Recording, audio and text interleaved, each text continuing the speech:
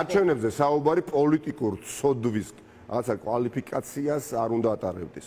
პრაქტიკულად არჩევნების განსაკუთრებით ადამდელი არჩევნების მოთხოვნა უკვე ასოცირდება რაღაცა სისუსტესთან. პირიქით ძლიერ პოზიციაში ვარ და ვეუბნებით რომ უნდა გაიძულო შენ უნდა გაიძულო არ უნდა ხა მეწონეთ ნამდვილად არ უნდა ეხა კარგით ეხა ამოდიან თუ ვინმე საწყობს ქართულ რაში აწყობს ამისი თუ გჯერა მაშინ გაწყვილებ და კი ბატონო 2024 წლამდე დავიცდი და ისეც ნუ გამოიყვანთ ნურს გაფრინდები და ნურს მოფრინდებიო ეხა უმოქმედობა მოქმედება პრობლემარი რაღაცა პოლიტიკურ მოთხოვნას დააყენებ და ბიზნეს ექსკლუზიას ხალხს არ დააყენებ ესეც ბიზნეს აძლიერებს ანუ ყველაფერი ბიზნეს აძლიერებს კი ბატონო ბიზნეს აქვს რა ბევრი ფული რაც ოპოზიციას არ აქვს და ჩვენ ბევრს ვშრომობთ იმისათვის რომ ელემენტარული რესურსი ამ პროცესისთვის მოვიპოვოთ მაგრამ ძალიან საფრთხილო პროცესია იმიტომ მე ამ გზაზე გადავაწყდი ადამიანებს რომლებსაც მე აღარ ვენდობი ნამდვილად გქონდეს ადამიანს ფული და რესურსი ხო არ ნიშნავს რომ მას მხოლოდ და მხოლოდ აქ ალტრუისტული მიზნები და ამოცანები.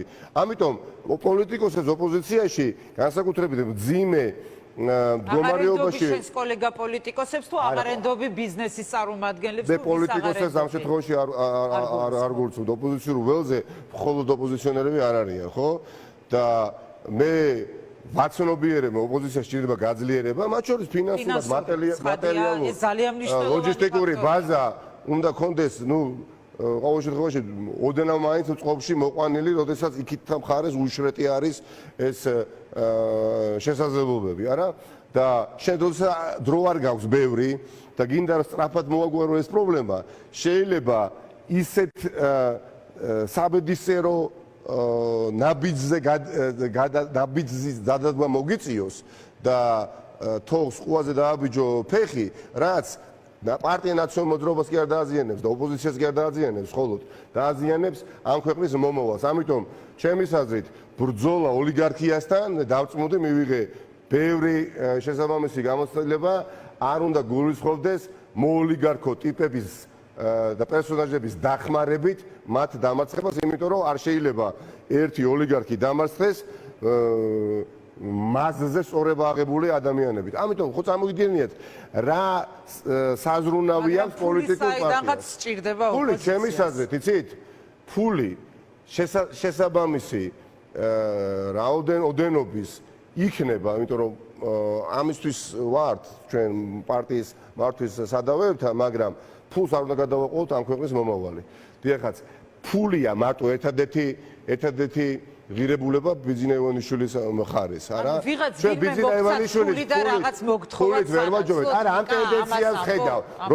ტენდენციას ხედავ, როდესაც სუსტება ქართული ოცნება, არსაიდან უცბად დაფრთხიანდებიან ადამიანები, ვისაც უნდა შეასრულოს თითქოს, როგორც ვთქვი, ალტრუისტული როლი, მაგრამ აქაც ხიზლად უნდა ვიყოთ და ვარ. ამიტომ ბევრი ისეთი საკითხები არის. შეცდომა იყო და გადასაჭრელი ოპოზიციონერების მიიღეთ და გამოიცა. რომელიც საზოგადოებას ასე საჯაროდ არც უნდა აინტერესებდეს თითქოს, მაგრამ ხვალ და ზეგ მაგალითისთვის.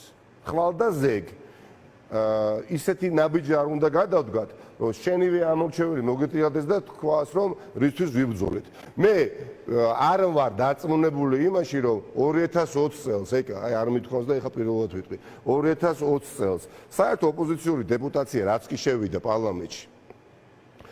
საკმარისი რომ გამختارიყო კოალიციური მთავრობის ჩამოსაყალიბებლად ოლიგარქი ბიძინა ივანიშვილის პირობებში ჩვენ შევძლებდით კოალიციური მთავრობის ჩამოყალიბებას, იმიტომ რომ ძალიან ჭრელი და ეკლექტური იყო. საზოგადოება არ იცის, მაგრამ მე გეტყვით, ბევრმა საპარლამენტო სხდომათა დარბაზში გაიცნო ერთმანეთი. და მე ახლაც გამიჭირდება თქმა იმისა, რომ საკმარისი იქნებოდა ის დეპუტაცია და არ გატყდებოდნენ. ამიტომ ამ ხარვესაც ვხედავ ოპოზიციიდან გასული 50 დეპუტატი, როდესაც შედის პარლამენტში, მათზე პასუხს უნდა აგებდე. პირველ რიგში ნაციონალური მოძრაობის სიით პარლამენტში შესული ადამიანები, ჩემთვის როგორც თავმჯდომარისთვის, პოლიტიკურად უნდა იყვნენ მდგრადები.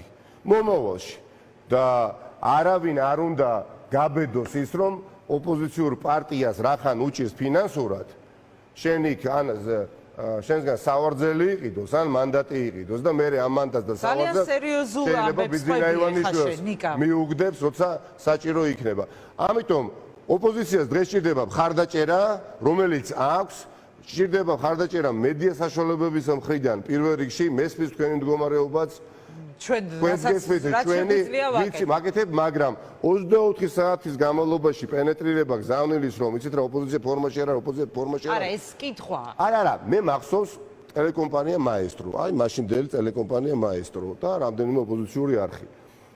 და ოპოზიცია მაშინდელი ნაცნობოძრაობასთან მიწყო სუსტი არ იყო, როგორ არ იყო სუსტი, ძალიან ბევრი წელი სუსტი იყო, მაგრამ არ მახსოვს კრიტიკულად განწყობილ მედია საშუალებებში უდიდესი დროისა საეთერო დათმობოდა ოპოზიციის ლანძღვას. ეს დავასრულოთ. არაფერი არ არის ახლა მნიშვნელოვანი ისე როგორც რწმენა და ვასრულეთ. ყველაფერი ფერკრთავდება იმასთან შედარებით, რასაც ევროპული პერსპექტივა და იდეა ხვია. ამიტომ სანანებლად არ უნდა გავიხადოთ, არ უნდა ინანოს ეკამ, ნიკამ და ჩვენმა მეგობრებმა, რომ რაღაცა ხომ არ დავაკელით და ეს რაღაცა ხშირ შემთხვევაში ერთმანეთის დემოტივირება ხო არ იყო, ნაცვლად გამხნევების. თავარია ნამდვილად. мотивация ეხა ყველას გვჭირდება, შენ ძალიან მნიშვნელოვან პრობლემებზე ისაუბრე და მე არა, მე არ მინდა რა იცით რა, მე ეკა რა არ მინდა, პირდაპირ გეუბნა, მე არ მინდა. ეკა მე არ მინდა. აი არჩევნებს იმაზეც განგებ თქვი ეს, მინდა საკვები მივცე საზოგადოებას ფიქრისთვის. მე არ მინდა ესეც დამალული იყოს. შეიძლება ოპოზიცია მოიგოს შედეგობრივად და ტაბლოზე აისახოს შესაბამისი პროცენტები ოპოზიციის სასარგებლოდ, მაგრამ დეპუტატები პარლამენტში შესულები შემდეგ სხვა გადაწყვეტილებებს მიიღებს და ოპოზიცია მთავრობას ვერ დააკომპლექტებს. ესეც პრობლემა არის ოლიგარქი ივანიშვილის პირობებში. გასაგებია. ნიკა, წარმატებები, მადლობა შენ რომ იყავი ჩვენი სტუმარი, ძალიან საინტერესო იყო შენთან დიალოგი და იმედი მაქვს რომ კიდე შევხვდებით უახლოეს მომავალში. ნიკა მელია, ნაციონალური მოძრაობის თავმჯდომარე იყო ჩვენი სტუმარი.